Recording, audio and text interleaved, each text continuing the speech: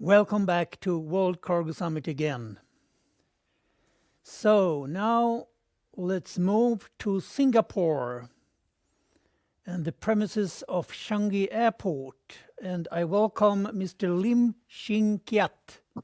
He's Managing Director, Air Hub Development in Changi Airport Group. And he will lead you through the highly exciting developments in the Asian market.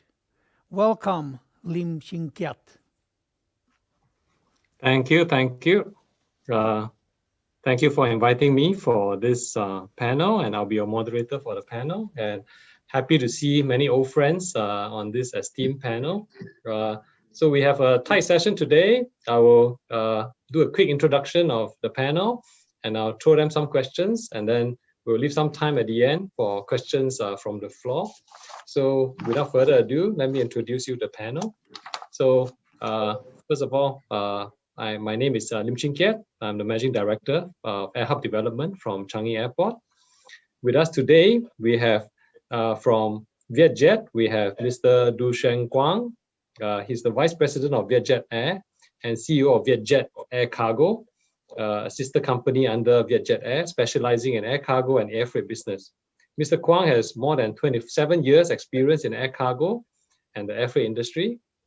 He's an expert in air freight forwarding and logistics. He formerly took up positions of the chairman of the Vietnam Logistics Business Association and also the chairman of ASEAN Freight Forwarding Association.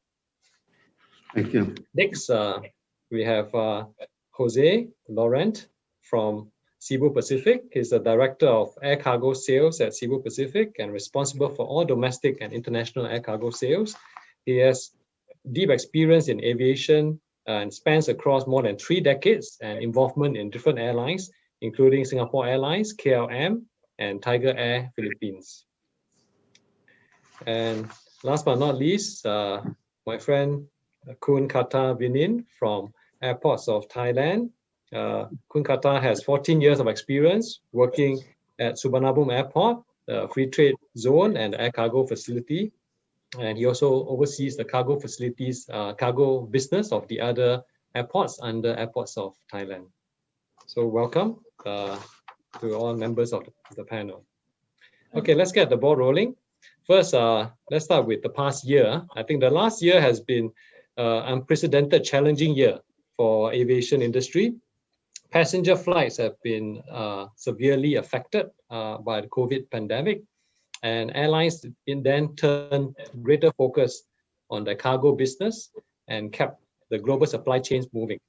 So my first question is, first I direct to Vietjet and to Cebu Pacific, right? So how has the pandemic affected the cargo operations, and is cargo now a more important part of your overall airline business? And has the share of cargo revenue increased for your group? Maybe I start with Mr. Quang first. Thanks. Thank you, Mr. Lim. As you know, that the COVID-19 pandemic affected globally on the airline in the world. We are suffering with this pandemic. For the Vietjet, we from the beginning we also have a plan to recover, because our passenger flight nearly suspended on the and many aircraft crowded on the ground. And our board management, we decide to convert some aircraft from passenger to cargo. We call it B2C, passenger to cargo aircraft, and we start to operation on the cargo air transportation. And until today, we can say that our strategy for the cargo B2C fleet is successful. And for the 2020, we also carry in the more than the 60,000 tons of the cargo we do have that in the 2021. We still develop and increase capacity and market share as well in Vietnam. And cargo revenue now also one of the main revenue contribution to our airline operation. And in case the passenger flight international nearly suspended.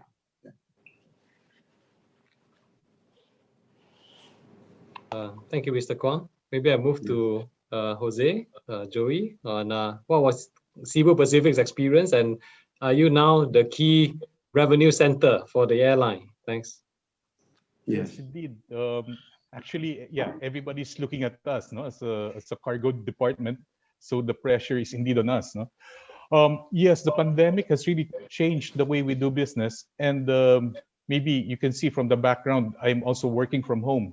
So personally, things has changed, and yeah, for Cebu Pacific, indeed, even the way we do business has changed a lot. And for cargo has always been significant to Cebu Pacific, and more so during the pandemic in 2020. So pre-COVID, the total revenue share of cargo to Cebu Pacific averages about 8%. Now, for the year 2020, yes, we've been very busy. Well, we've been operating cargo-only flights because, as you all know, yeah, passenger sales is not doing very well. So with that, um, in the third quarter alone of 2020, this grew, and now 66% of our total revenue of Cebu Pacific are from cargo. So yes, we've been very busy. We changed the way we do business. We've been resilient. That's what we say. And this is really a big leap. And cargo will continue in 2021 to play a major role this time during the pandemic. So thank you. Thank you, Joey. Maybe I pass to Kun Kata also from Thailand experience, airports of Thailand. How is cargo now a more important contributor for you?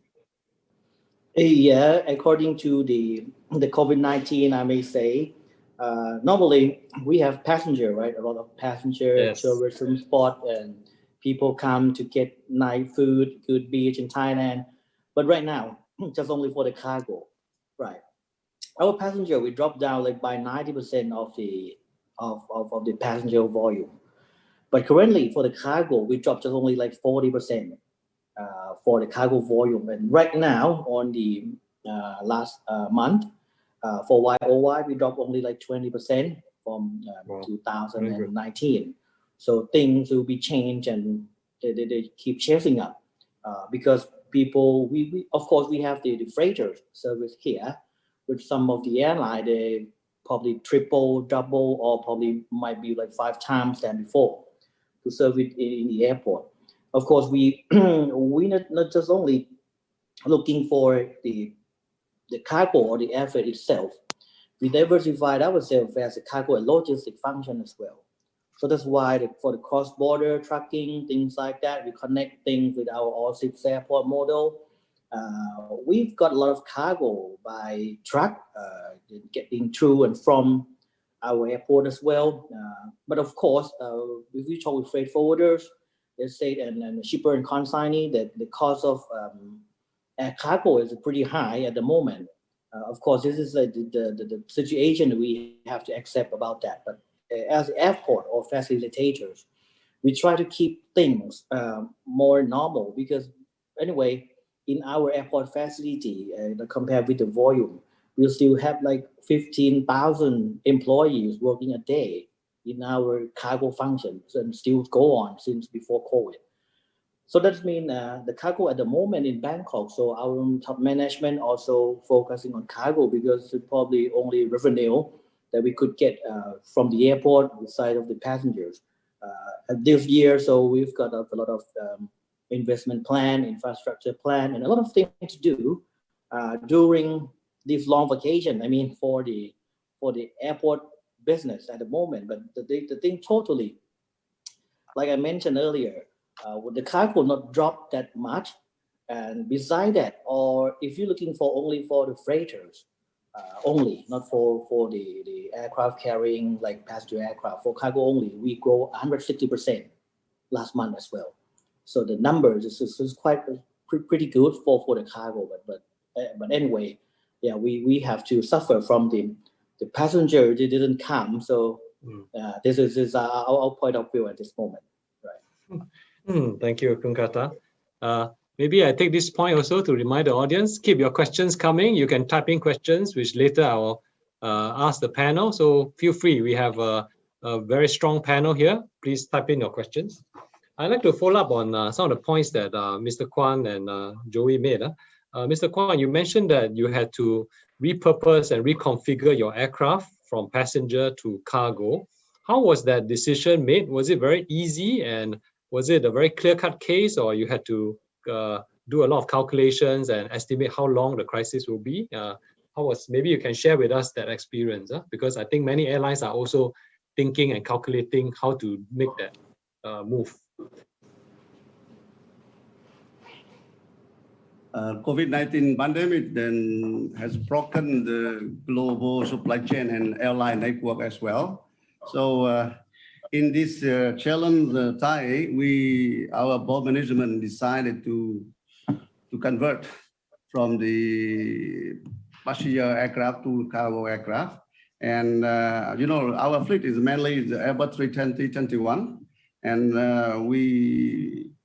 before we handle cargo only by the lower deck for the belly.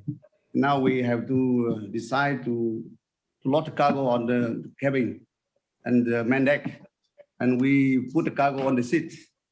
Vietjet is the first airline in Vietnam we doing that for cargo on seat, and we say COB, cargo on cabin. So for the first time we operation in Vietnam and international route, we face significant. In some country, regulation did not accept the loading cargo on the cabin, like in Korea, in even Malaysia, even Thailand as well. So we also have some challenge and difficult when we loading on the main deck. But after that, we talked to ground handling company and cargo terminal in some airport in South Korea, in Taipei, in Hong Kong, and even in Jakarta. So we can load in on now. Our fleet can load on the lower deck and the main deck cargo as well. And for the Airbus 321 CEO, we can load to the 15 ton. For heavy high density cargo, we can load to 20 ton for Airbus 321 CEO, and Neo as well. So that is good. We good conversion that.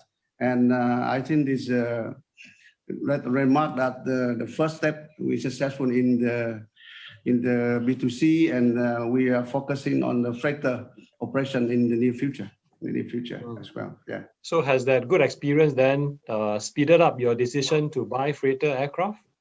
Yes. I'm hoping to see them at Changi quite soon. Yes. Yes. Okay. Then maybe I pass to Joey as well. I think you have actually even converted your A330 aircraft into just purely into a freighter, and you have bought two ATR freighters as well. Maybe tell us about that experience and how is that panning out for you? Yes, okay. I'll start off with our ATR freighters. Yes, it's a workhorse actually, and we are heavily relying on those aircraft because, as you know, we have more than 7,000 islands. Okay, there's a debate how many islands we have, no? But it depends if it's high tide or low tide. But the last count is 7,641 islands. So anyway, yes, the ATR freighters, we can go from one island to another. So yes, the decision to convert it is market driven because yes, we have to fly domestically, and currently we have two of those operating within the Philippines. So now for the 330, yes, we can see the demand for cargo is increasing, and likewise, it's market driven that we see that the belly space is not enough, that we need to use the main deck. or the cabin to put the cargo on board. Prior to that, we were using the 330s, but we use the seats. We put it on top of the seats, but now we can be flexible and put it on the floor to occupy more cargo. And it is very effective as well. And we are very happy with that decision. Wow. Okay. Thank you very much. Maybe I move on a bit to talking about regional trade flows. I think even before the COVID outbreak, we were talking about how, I think the analysts and economists, they were talking about how supply chains are shifting and companies are looking to diversify their production bases by reshoring some of activities and maybe also bringing more. There's always this talk about in ASEAN, more investments and more manufacturing activities will come here. And I think recently, last year, there was a very good development where the Regional Comprehensive Economic Partnership, RCEP agreement was signed. So that will lead to likely expansion of trade and investment in this region. So maybe I throw open to our panelists. What do you think of this trend? I think looking beyond COVID, will this then bring about more cargo flows to the region? Maybe I start with Kun Kata on this.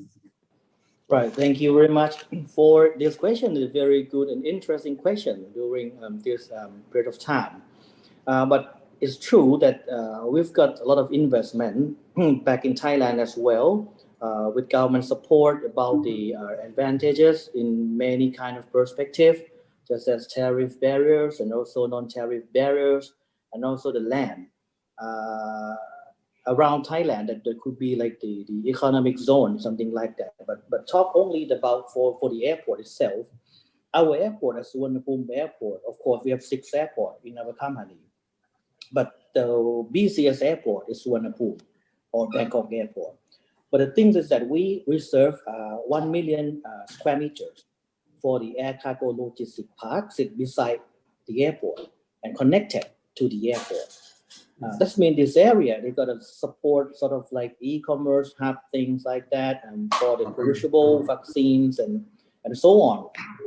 Because apparently our express or the e-commerce volume is grown up quite high.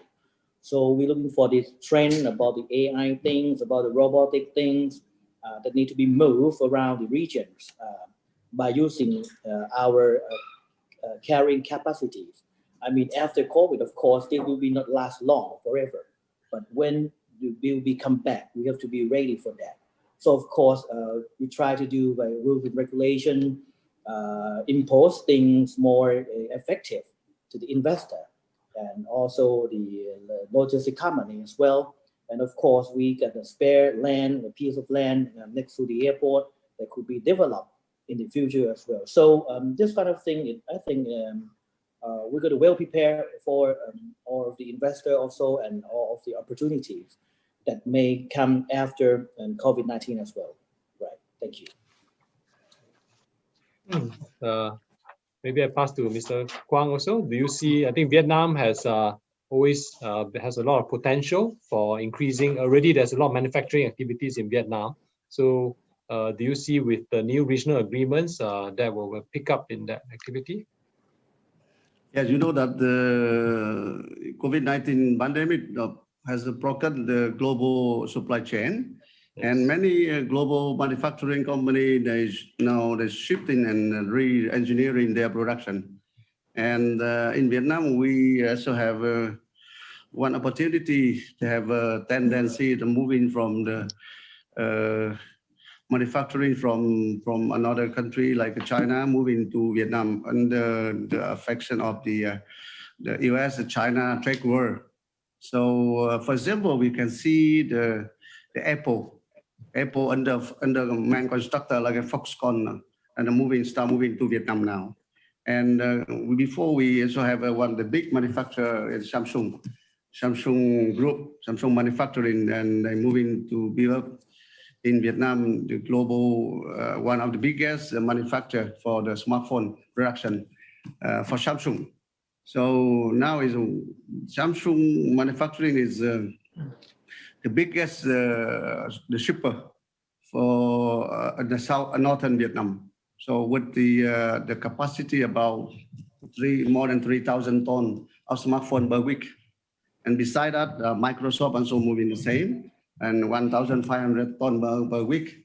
And next will be Foxconn and for Apple, and then LG as well. So many global manufacturing company now, they have a tendency to set up the manufacture in Vietnam as well. That is opportunity for the air cargo transportation and air cargo traffic from Vietnam to and from Vietnam. Yeah. So we see that beside that, we also see in the pandemic, the e-commerce also developed very fastly. And last year we have a statistic around the growth rate for the e-commerce about more than 80% increase. So also very good opportunity for air transportation and the cargo, even for the belly and freight operation as well. Yeah. So we see the very positive picture for the air cargo in Vietnam and the Southeast Asia region, and even in Asia Pacific as well. So very positive, very positive. And I see very potential that. Potential for e-commerce for Vietjet is more imports or exports for your rising e-commerce? We also import and export as well. Yeah. Both. For domestic now, domestic also growing very fastly. And for international, we also for import mainly now. Yeah. Okay. And many e-commerce company in the world like Amazon, like Lazada, Alibaba, all they come to Vietnam now. Well, very good, very good. Yes. Thanks. That's Maybe good passing to opportunity. Joey. Huh? Yes, yes.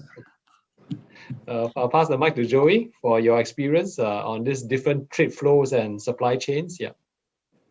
Yes, like Mr. Kwang as well, we have our share of business.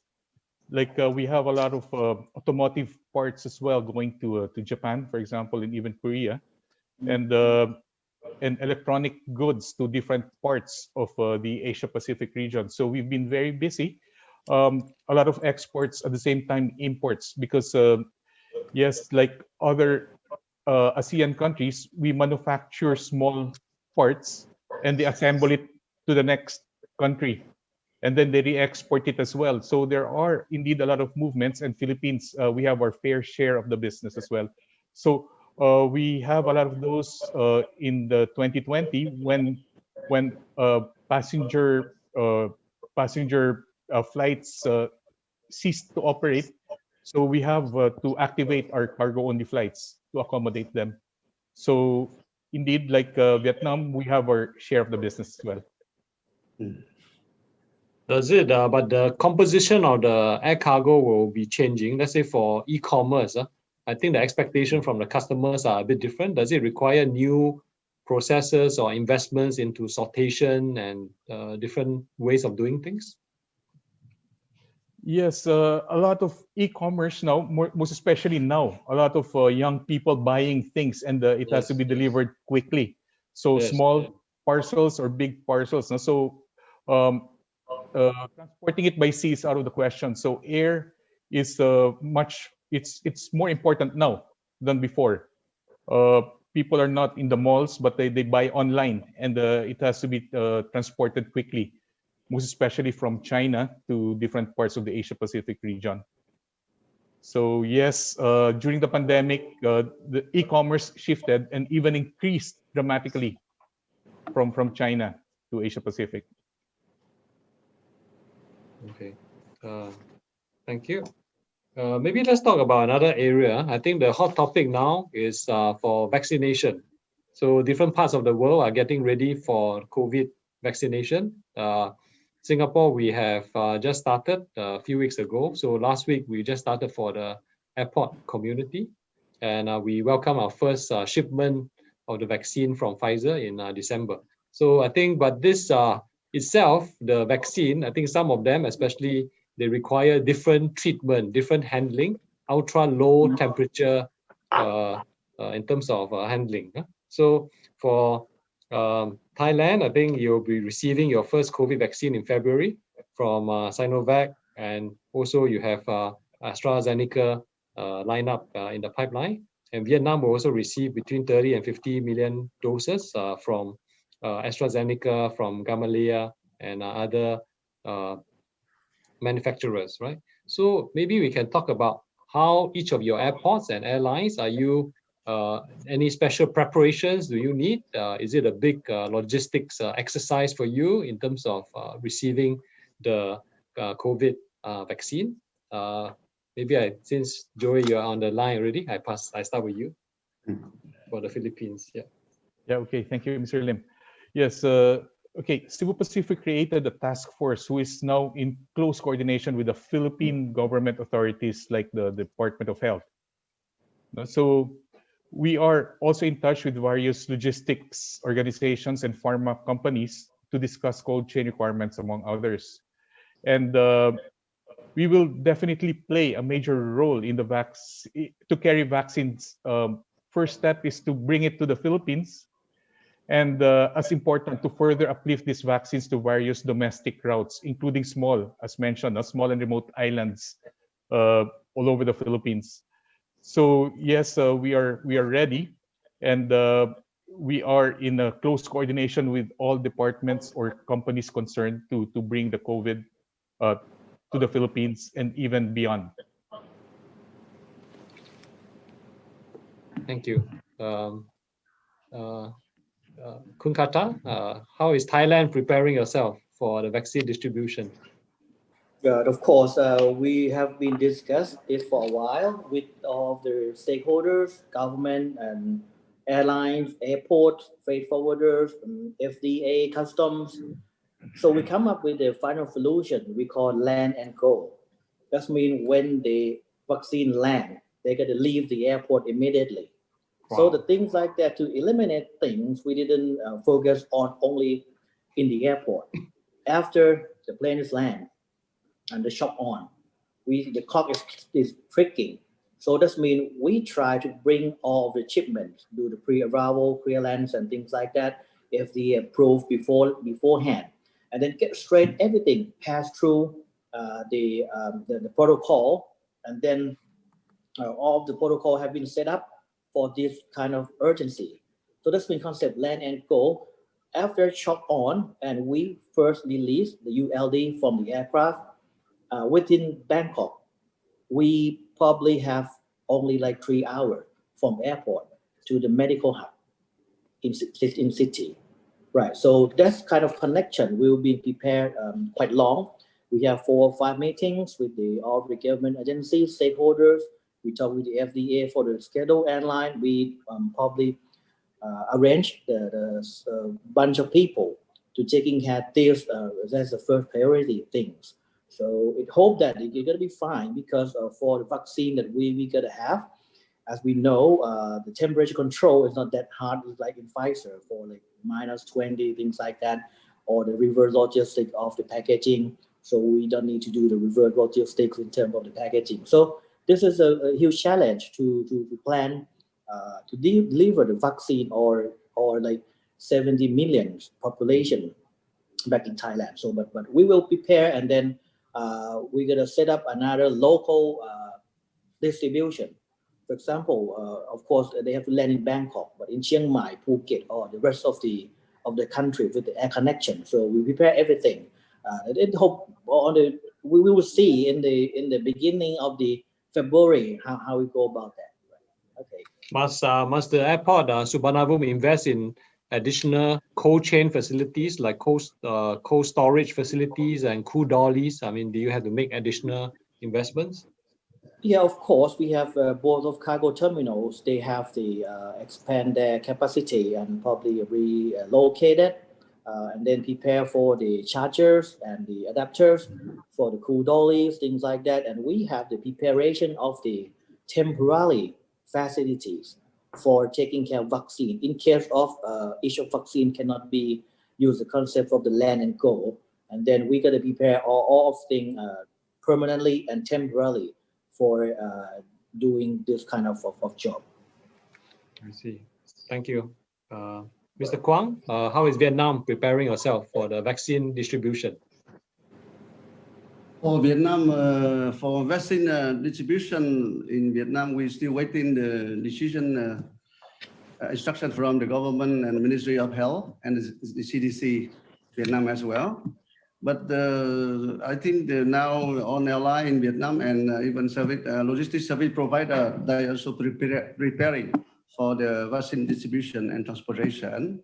As you know that the vaccine, we need the special handling facility and the special handling procedure. So with JET, we also preparing for that. And we also, you know, our aircraft is Airbus 321 and 320. Our cargo compartment is the nearly Bunky compartment. So now we are preparing for equipment of the container and the palletized and containerized under the lower deck compartment, cargo compartment. And we do hope that we can fix this in our fleet soon. And we also, same time, we also start to discuss with our cargo terminal and the warehousing in the international airport like Hanoi Airport and Ho Chi Minh Airport International. Two international airport in Hanoi and Ho Chi Minh, we have a cold storage and we have on condition for the store of the vaccine. Yeah, and under temperature control. And facilities, I think, is okay in Vietnam for this. And we do have that. And with JET, we have some contribution in the vaccine distribution in Vietnam in the near future. That's very good. Yeah. Joey, earlier you mentioned that Philippines, you have 7,000 islands. So that's why your ATR is very important. But then for vaccine distribution, I think that makes even more complication. How do you plan to overcome some of the issues? Okay, yes, so of course, we have to be really organized to do that, no? Because indeed, it's a big role that is given to our company, Cebu Pacific, Yes. to support the Philippines. So yes, we are in discussion also with the logistics company to help us and to support us with a end-to-end solution. We will fly them, but of course, since it's temperature sensitive, yes, we have to do a time and motion to make sure that it reaches the final destination in time. No, so yes, we have to be careful and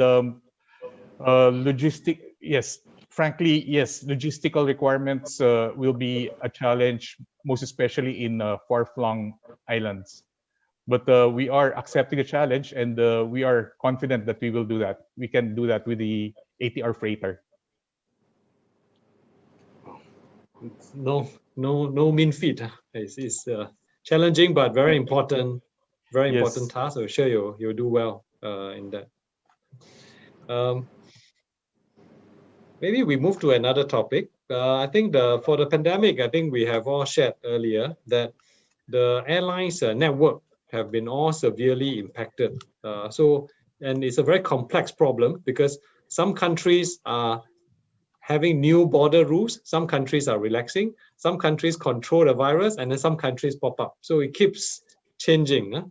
So during this period, I think it's very important that the partnership is important, the community important, because no single player can provide a complete solution. So maybe I'll ask the panelists, during your experience in the COVID, how have you forged new partnership of new ways of working with other airlines, with other airports, and maybe some innovative arrangements that you can share with us so that we can inspire also the audience on how to get through this difficult times. Maybe I pass to Joey to start. Thanks. Okay, thank you. Thank you, Mr. Lim. Yes, we agree with the partnership 100%. Actually, most especially now, no, with the existing, with the Cebu Pacific, we have existing interline partners, and indeed, no, given limited flights nowadays, our aim is really to increase or enhance our current contract of our interline partners through SPAs or special prorate agreement. We believe that interlining will really help us. Okay, of course, we have to look at competition as well. But yeah, at this time, we really have to work together to help us grow the market and by accommodating more customers, which is beyond where we fly to. And our aim is to have seamless transfers, in a close coordination with our partners. So in short, yes, we strongly believe that the partnership through interlining is very important to help us cope up with the pandemic. But your partners and your schedules are all quite messed up these days as well. I think I've come across cases Yes. where the customers, they are asking me, is this airline flying on this day to this country? Nobody knows because it changes every week and every day. How do you overcome this information gap? Is there a blockchain or some other ways to overcome the gap? Yes, yes, it is a fact that yes, flight schedules change or even canceled for that matter. But Yes. we have to manage it properly. If the business is good and we can see that it's a win-win solution for both carriers, yes, we will pursue the flight. Because one reason why there are some cancellations are basically because of the passengers as well. There are some government restrictions Yes. that we have to comply with. So we have no choice but to cancel. But with cargo, I think yeah, for me it's easier. Yes. Apply for the flight, and indeed we can push through with the flights. Okay, thank you, Joey.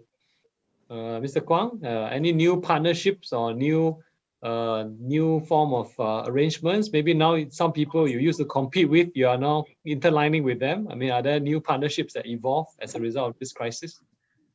Yes, I agree with the opinion from Joe that we need interlining because our network and connectivity we damaged in the COVID-19 pandemic already. So in order to restore our connectivity, we need to ally partnership globally and by interlining. So we currently have interline with more than 40 airlines in the world, and we also have international cooperation with the partnership with the global airline like UPS. So last year in September we have a cooperation with the UPS. We operate freighter from Hanoi to US via Incheon by the freighter. So that our cooperation with UPS now considered very successful, and we are planning to expanding our service with the UPS to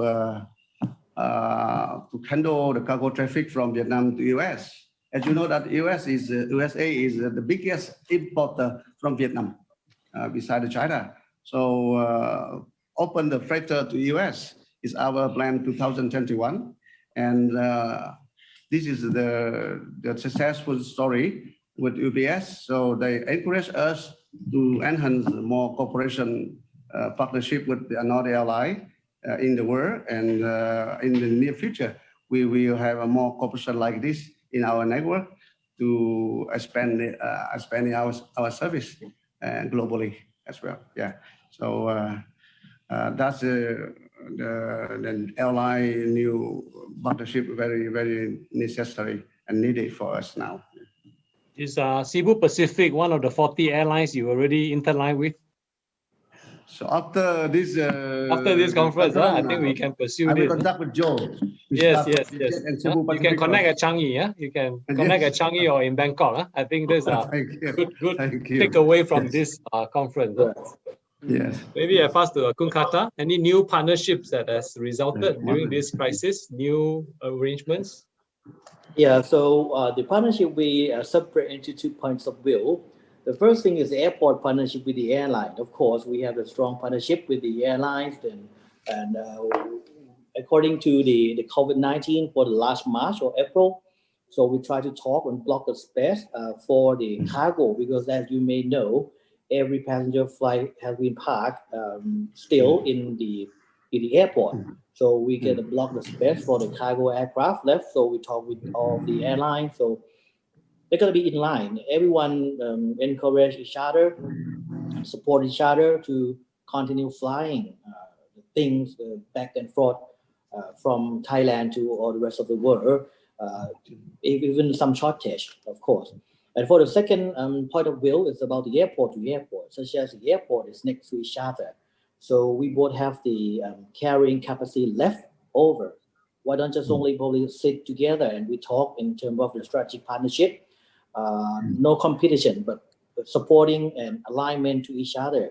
Some of flight we use short haul to each other, and some of flight we use long haul to each other. It's like for the code sharing in the airline or in the airport, and we could done things like this, so we can fill up the belly of the air freight or of the aircraft. So everyone will be happy with this kind of concept as well. So, but these have to be talked seriously in terms of the how to do the strategic partnership, in terms of the cost saving and to develop the cargo. I mean, in terms of the cost and time, because the very important things that people use air freight is cost and time. If you get the cost too high, the time too quickly, but they might not use you anymore if they have a choice, things like that. So this is our point of view in true perspective. Yes, thank you. Maybe I'll now pass to see other questions from the floor. I think today's audience is a bit shy, not that many questions. There's one question that says, how are airports in your country gearing up for future growth in the regional trade? Are there infrastructure expansion in the pipeline, and some of this expansion being held back from the pandemic? Maybe I'll start with Kun Kata. I think today I read the news about future expansion at Suvarnabhumi Airport. So maybe you can talk some of the forward plans, and how are the plans? Are they being affected by the pandemic? What's the calculation? Yeah, thanks. Yeah, we've been talking in two perspectives, of course, passengers and cargo. For the passenger, of course, we have planned to expand the passenger terminal. For the north expansion, we have the satellite expansion already. This have to be reconsideration a little bit. But for example, if we didn't expand at this moment, when? Because we have a lot of bunch of passengers touring the airport. 70 million passengers a year for just only Suvarnabhumi Airport. So we have no room to improvement or fix things and be done as good.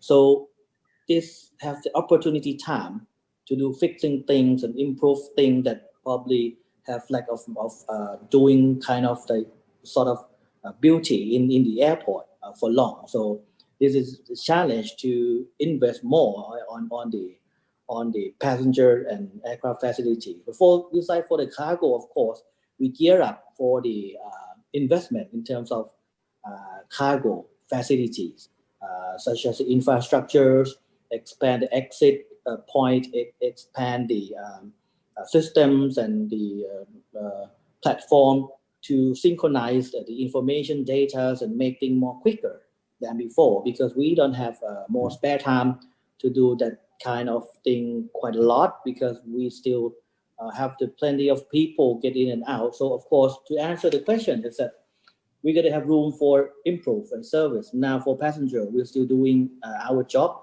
to create things more better for the passengers. And for the cargo side, we're going to create facilities and system for the airlines and for the community platform and all stakeholders. Yeah, that's going to be my answer. Thank you very much. For Mr. Kwang, I think the Ho Chi Minh Airport, the new airport is just broke ground. How does that support your logistics plan? Maybe you can share about that. Thanks. Actually, before COVID-19 pandemic, on the airport, Vietnam under renovation and the new construction. And pandemic, COVID-19 is also opportunity for us to improve our infrastructure and logistic infrastructure facility as well. And last month we just ground ceremony, the new airport near Ho Chi Minh, 40 kilometers from Ho Chi Minh. We call the Long Thanh Airport. This is a big project for Vietnam as well, and we think if we completed this airport, it's one of the biggest airport in South Asia. In the total investment to this airport around 18 billion US dollar, 18 billion US dollar, and we put into operation this airport after 5 years in construction. And I do hope that I think this is the big event for Vietnam, and I think in the world, because now very difficult time, but a challenge time with Vietnam. We also the great opening the new airport, the big airport like this, and beside the airport and even the cargo terminal and the warehousing and the distribution center, logistic distribution center as well. So we also improve and under renovation as well.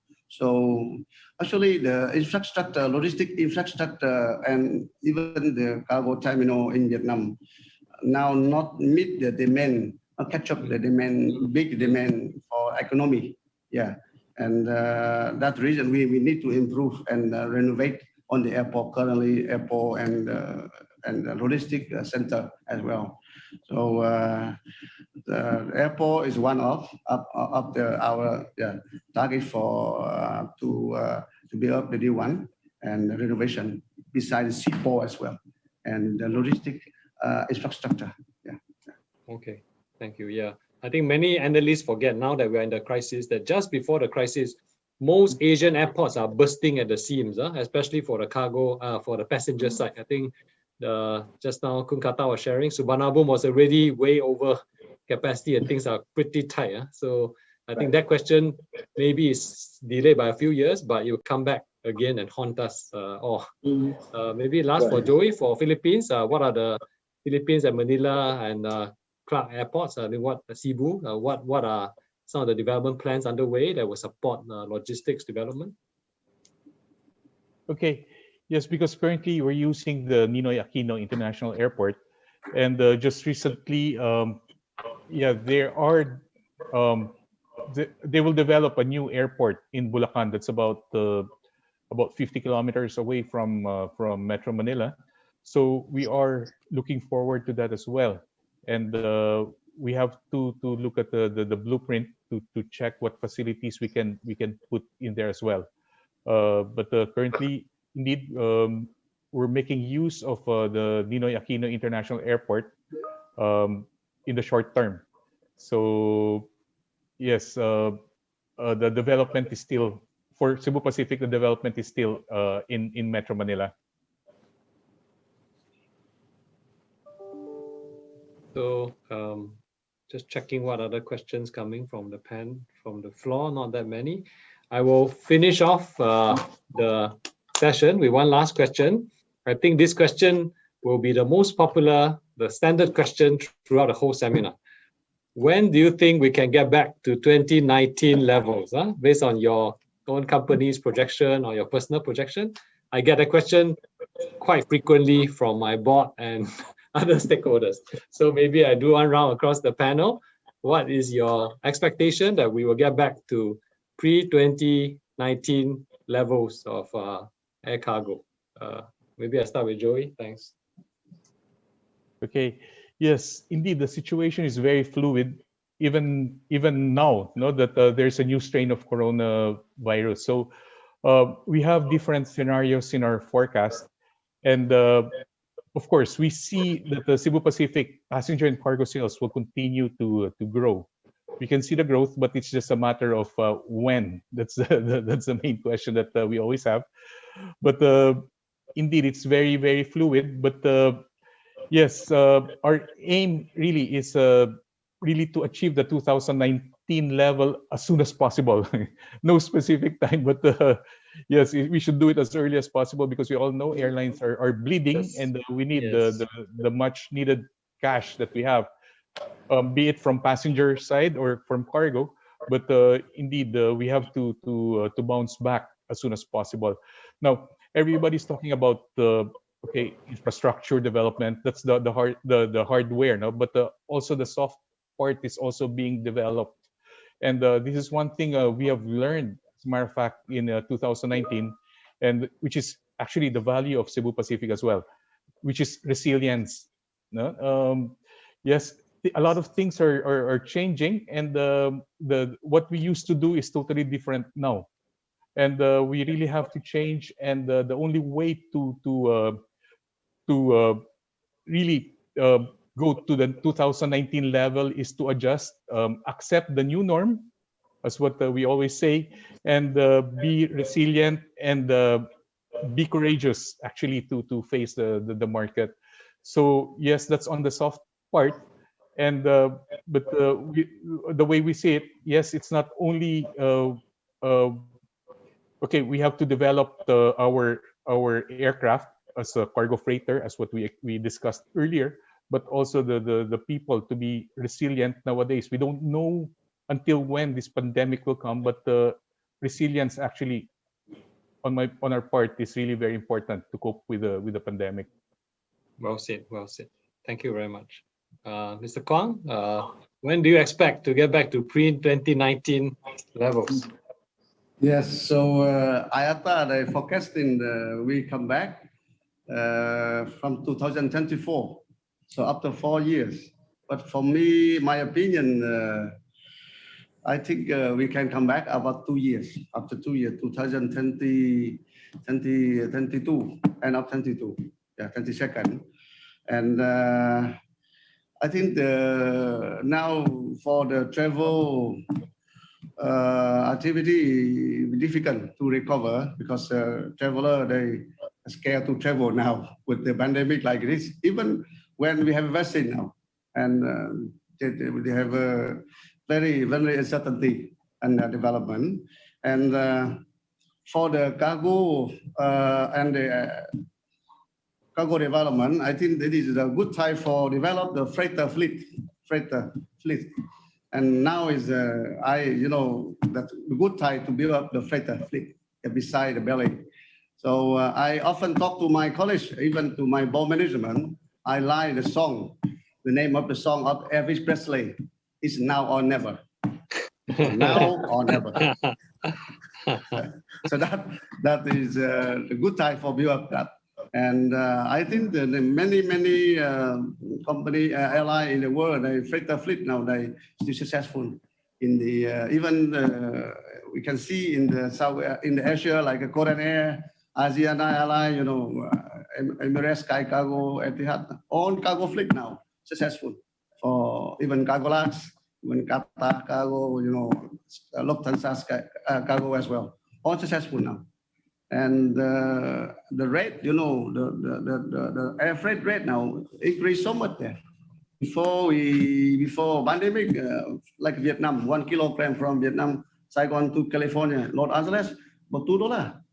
Now nearly $10. So 1 kilogram from Ho Chi Minh to Sydney or Melbourne, $1. Now $6 per kilo. So increased so much then. Fuel price down and aircraft routed a lot there. So that create the very good, environment to build up the freighter fleet and freighter fleets. So that I come back with you again. This is now or never. If you cannot do freighter fleet now, we will never do that in the future. That's my conclusion about it. I'm very convinced with your earlier mention of all the investments that are going on in Vietnam. I think the case is quite good for a freighter fleet. Yes. Last but not least, my friend Kun Kata, what is your estimation? When will we get back to 2019 levels? Right. For us, the passengers, of course, 2024, definitely for the passengers. If vaccine is come out and then the travel bubble is launched, so we can talk about it later. But for the cargo, according to our information, last year in December 2020, we dropped only 20% from where we were on the March 2020. So according to our volume and forecasting, so by the middle of this year, they're going to be returned to where we were. Of course, because of what? Because of the manufacturer in Thailand. They don't stop. they still continue producing things, continue export things, continue import things, and people, 70 million people, population still consuming. So that's why the world still moving, and then the airport still spinning as well in terms of cargo. Not but not least, if the worst thing is going to be like by the end of 2021, everything will be the same that where we were before COVID. For our opinion, so that's why we have to set up the infrastructures and things like that beforehand. And then our management also forced us to do many things in terms of expand the capacities and to cover the things for the future, because things will be changed from tourism to be the logistic based center as well. So this is in our point of view in terms of cargo. Thank you. So I just got one last minute question from the floor. I'll direct that to Mr. Kwang then.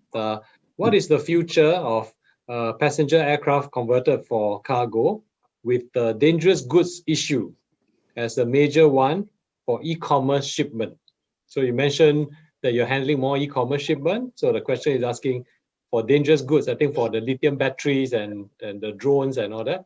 How has that made your considerations for your passenger PACC flights? Thanks. You know, I think for the B2C aircraft, now we made the cargo aircraft from passenger. That is short-term and temporary period there. We're preparing for freighter fleet in the future because, you know, like we jet, our aircraft age just only 3 years. So very young. We cannot use Airbus 321 Neo and CEO for cargo there. So we need the freighter because now many aircraft we grounded and we need to operate this aircraft. And we consider B2C just short-term and temporary there. Because firstly, the lower deck are only 6 ton, 7 ton there. And about the main deck now, you know, difficult to load on the seat. So that's the reason we and the cargo door also small. Cargo door small, and cargo compartment still limited. So for the cargo, like a skid, like a manufacturer electronics, something like this. So difficult to handle that. We need to palletize, we need to containerize cargo compartment. And that's we need the freighter and even the wide body aircraft. For the narrow body aircraft and for the low cost, under we use only the bulky cargo compartment and lower deck, and we cannot you know, handle the palletize and the containerize as well. So like we handle we talk with Samsung manufacturer in northern Vietnam, Hanoi. Then 99% of their cargo is palletized. It's kit. So one kit and gross weight around 450 kilograms. And if we put it in the lower deck of our Airbus 321, cannot load in on the cargo door, cannot fit one there. So we need to have to find out another way. Even when the pandemic back to normal, we have to find out you know, another solution for the freighter. So B2C is a temporary solution and short term only. Okay. Thank you very much. I think we have also reached the end of the panel. So before I hand back the microphone to the organizer, thank you. Thank you, Mr. Kwang. Thank you, Khun Kata. Thank you, Joey, for this. I hope the next time we meet, we will be in Singapore. I look towards welcoming you at Changi Airport, and we can have a nice cold beer together. Thank you very much. Absolutely. Thank you very much. Looking forward to that. Thank you. Bye. Thank you very much. Thank you. Thank you. Yes.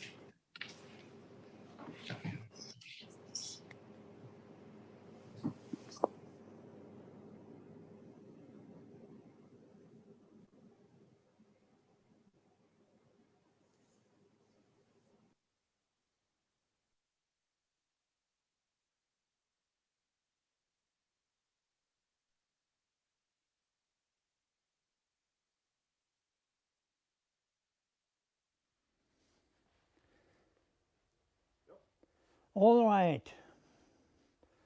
Lim, thank you so much. Wonderful. And now we will give you a lot of time for if it's lunch, food, or networking. So we will reconvene in 2 hours, a bit more actually. So the next panel will start 2 o'clock Central European time, or 1 o'clock UCT GMT time. So thank you. See you in a while. Thanks.